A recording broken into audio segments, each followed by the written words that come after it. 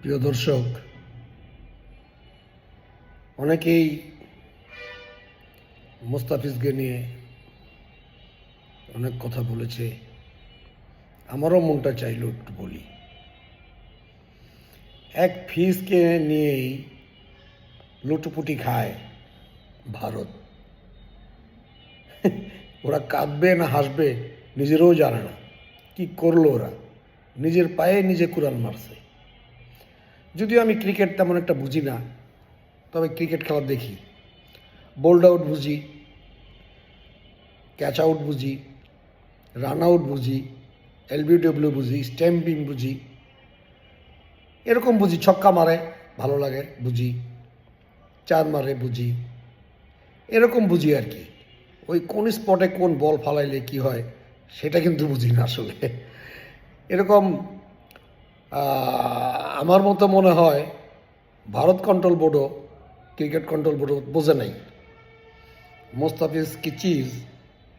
আর এক মোস্তাফিজ দিয়ে আল্লাহ কি ঘটাই দিতে পারে সেটা ওরা বুঝতে পারেনি। তো শ্রীলঙ্কায় আর ভারতে যে ক্রিকেট টি-20 বিশ্বকাপ খেলা হবে, সেখানে এখন দেখা যায় একটা সমীকরণে 15টা দেশ শ্রীলঙ্কায় যাবে আর 5টি দেশ শুধু ভারতে খেলবে। এমন তো হওয়ার কথা ছিল না। ওরা বুঝেছে বাঙালি গরিব, বাংলাদেশের মানুষ কিছু বোঝে না বোধায়।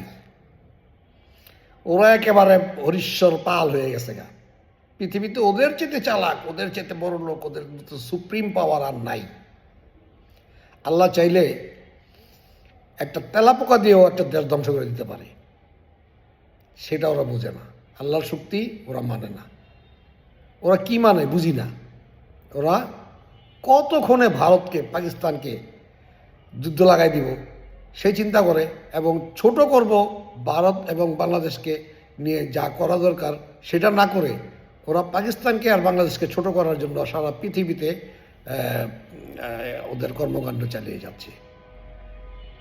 তো এখন দেখো তোমাদের কত কোটি টাকা এবার লস আর কত কোটি টাকা লাভ। সারা বছর জীবন ভরে তো খাইছো আর খাইছো আর খাইছো, এখন খাও। আমি যেমন সুগন্ধকে বলেছিলাম আলু পটল বেগুন পেঁয়াজ তোদেরটা তোদেরকেই ভিক্ষা দিলাম, তোরা খা। এবার তোদের ক্রিকেট নিয়ে তোরা থাক। আর সারা পৃথিবী একদিকে হয়ে যাচ্ছে বাংলাদেশের পক্ষে। এখন কেমন লাগে? ওই যে বলি না, আমি মাঝে মাঝে কমেন্ট করি বিভিন্ন ভিডিওতে, দেখ কেমন লাগে।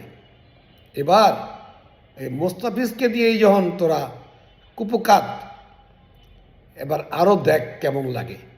বিশ্বকাপ টি-20 খেলা কত মজার খেলা, দেখ এবার।